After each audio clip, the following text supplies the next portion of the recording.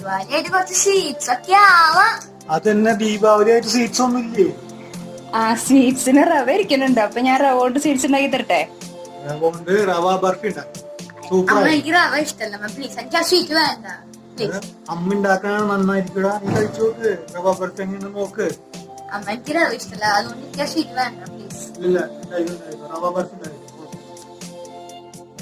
Hello, എല്ലാവർക്കും മുൻകൂട്ടൻസ് കിച്ചണിലേക്ക് സ്വാഗതം. എല്ലാവർക്കും സുഖല്ലേ? ഇന്നത്തെ വീഡിയോയിൽ ദീപാവലി സ്പെഷ്യൽ സ്വീറ്റ്സ് റെസിപ്പിയാണ്. റവ കൊണ്ടുണ്ടാക്കുന്ന നല്ലൊരു ബർഫിയാണ്. ഞാൻ എപ്പോഴും പറയാറുള്ള പോലെ തന്നെ വളരെ കുറഞ്ഞ ഇൻഗ്രീഡിയൻസ് വളരെ കുറഞ്ഞ സമയത്തിനുള്ളിൽ നമുക്ക് ഉണ്ടാക്കിയെടുക്കാം. അതുപോലെ മനുക്കുട്ടൻസ് കിച്ചൺ റെസിപ്പി ട്രൈ ചെയ്ത് രണ്ടുപേർ നമുക്ക് ഇന്നും ഫോട്ടോ എടുത്ത് അയച്ചു തന്നിട്ടുണ്ട്. ഞാനത് ഈ വീഡിയോയിൽ ഉൾപ്പെടുത്തിയിട്ടുണ്ട് കേട്ടോ. അപ്പൊ നമുക്ക് റെസിപ്പിയിലേക്ക് കടക്കാം. അപ്പോൾ റവ ബർഫി ഉണ്ടാക്കുന്നതിന് വേണ്ടി നമുക്ക് ആദ്യം ഫ്ലെയിം ഓൺ ചെയ്ത് മീഡിയം ഫ്ലെയിമിൽ ഇടുക. പാൻ വെച്ച് പാൻ ചൂടാവുമ്പോൾ കുറച്ച് നെയ്യ് ഒഴിച്ചു കൊടുത്ത് നമുക്ക് ഒരു ഗ്ലാസ് റവ അതിലേക്ക് ഇട്ട് കൊടുക്കാം. നന്നായിട്ടൊന്ന് ഫ്രൈ ചെയ്തെടുക്കാം. എന്നിട്ടത് നീക്കി വെക്കാം. ഇനി ഒരു മിക്സിയിലേക്ക് കുറച്ച് അണ്ടിപ്പരിപ്പ്, കുറച്ച് ബദാം, കുറച്ച് ഏലക്കായയുടെ സീഡ്സ് ഇതെല്ലാം ചേർത്ത് നന്നായിട്ടൊന്ന് നമുക്ക് പൊടിച്ചെടുത്തിട്ട് വരാം.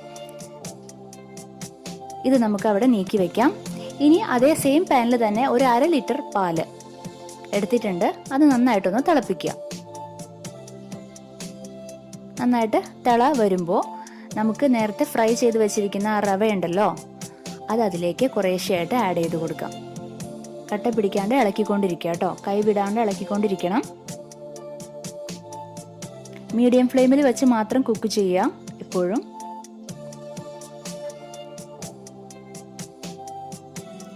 കുറുകി വരുന്നത് നിങ്ങൾക്ക് ശ്രദ്ധിച്ചാൽ മനസ്സിലാവും. കണ്ടില്ലേ, നന്നായിട്ട് കുറുകി വന്നിട്ടുണ്ട്. കൈ വിടാണ്ട് ഇളക്കിക്കൊണ്ടിരിക്കണം. ഇനി കുറച്ച് ഈ ഒരു പരുവം വരുമ്പോൾ നമുക്ക് ഒരു 3/4 ഗ്ലാസോളം നമ്മുടെ മധുരത്തിനനുസരിച്ച് പഞ്ചസാര ആഡ് ചെയ്ത് കൊടുത്ത് നന്നായിട്ടൊന്ന് മിക്സ് ചെയ്യാം.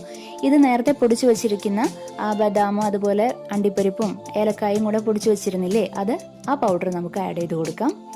നന്നായിട്ടൊന്നുകൂടെ മിക്സ് ചെയ്ത് കൊടുക്കാം.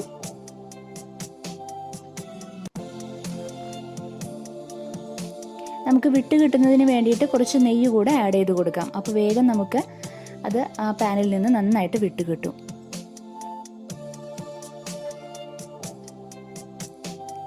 കണ്ടില്ലേ, മീഡിയം ഫ്ലെയിമിൽ മാത്രം കുക്ക് ചെയ്യുക കേട്ടോ. ഒരിക്കലും ഫ്ലെയിം കൂട്ടിയിടരുത്. അതായത് നന്നായിട്ട് വിട്ട് കിട്ടിയിട്ടുണ്ട്.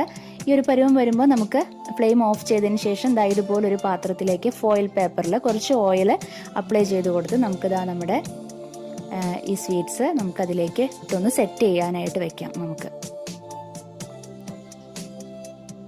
ഇഷ്ടപ്പെട്ട ആകൃതിയുള്ള പാത്രം എടുക്കാം കേട്ടോ. എന്നിട്ട് അതിൻ്റെ മേലെ ഇത് ഞാൻ ബദാമാണ് ക്രഷ് ചെയ്ത് വെച്ചിരിക്കുന്നത്, അത് ആഡ് ചെയ്ത് കൊടുക്കുകയാണ്. നന്നായിട്ടൊന്ന് പ്രസ് ചെയ്ത് കൊടുക്കുക. അതുപോലെ ചൂടാറുന്നതിനനുസരിച്ചിട്ട് അതിലിരുന്ന് സെറ്റ് ആയിക്കോളും. 1 മണിക്കൂർ നമുക്ക് നീക്കി വെക്കാം. 1 മണിക്കൂറിന് ശേഷം നന്നായിട്ട് സെറ്റായി കിട്ടിയിട്ടുണ്ട്.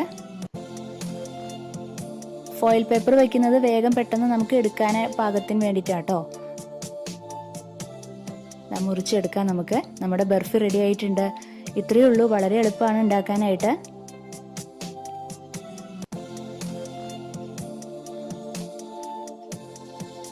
ഇതുപോലെ നമുക്ക് ഇഷ്ടപ്പെട്ട ഷേപ്പിൽ നമുക്ക് മുറിച്ചെടുക്കാം.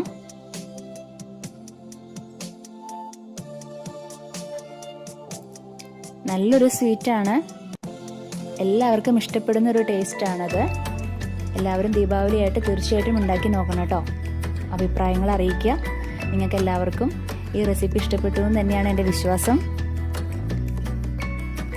വളരെ കുറഞ്ഞ സമയത്തിനുള്ളിൽ നമുക്ക് റെഡിയാക്കി എടുക്കാവുന്ന നല്ലൊരു സ്വീറ്റ് അല്ലേ. റവയൊക്കെ എല്ലാവരുടെ വീട്ടിലുണ്ടാവുന്നതാണ്. അപ്പോൾ എല്ലാവരും ട്രൈ ചെയ്ത് നോക്കാം കേട്ടോ.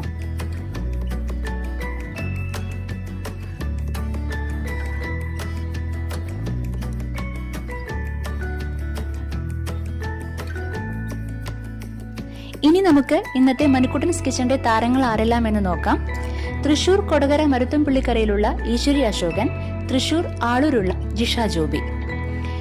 കേരള വട്ടയപ്പം ട്രൈ ചെയ്ത് നമുക്ക് ഫോട്ടോ എടുത്ത് അയച്ചു തന്നിരിക്കുന്നത് ഈശ്വരി അശോകൻ, മരുത്തുംപുള്ളിക്കര, കൊടകര, തൃശൂർ. Thank you Eshwari Ashokan. അടുത്തത് turkey berry onion recipe try ചെയ്ത് ഫോട്ടോ എടുത്ത് അയച്ചു തന്നിരിക്കുന്നത് ജിഷ ജോബി, ആളൂർ, തൃശൂർ. Thank you Jisha. ഇനി നിങ്ങൾക്കും ഇതുപോലെ മണിക്കുട്ടൻസ് കിച്ചൺ റെസിപ്പി ട്രൈ ചെയ്ത് ഫോട്ടോ എടുത്ത് ഞങ്ങൾക്ക് അയച്ചു തരാവുന്നതാണ്. ഫേസ്ബുക്കിലും ഇൻസ്റ്റാഗ്രാമിലും മണിക്കുട്ടൻസ് കിച്ചണ് അക്കൗണ്ട് ഉണ്ട്. അതിലൂടെ നിങ്ങൾക്ക് ഫോട്ടോകൾ അയച്ചു തരാവുന്നതാണ്. ഞങ്ങളതെല്ലാം വളരെ സ്നേഹപൂർവ്വം സ്വീകരിച്ച് ഓരോ വീഡിയോസിലും ഉൾപ്പെടുത്തുന്നതായിരിക്കും. അപ്പോൾ നമുക്കിനി അടുത്ത എപ്പിസോഡിൽ വേറൊരു പുതിയ വിഭവമായിട്ട് വീണ്ടും കണ്ടുമുട്ടാം. Okay, bye, thank U.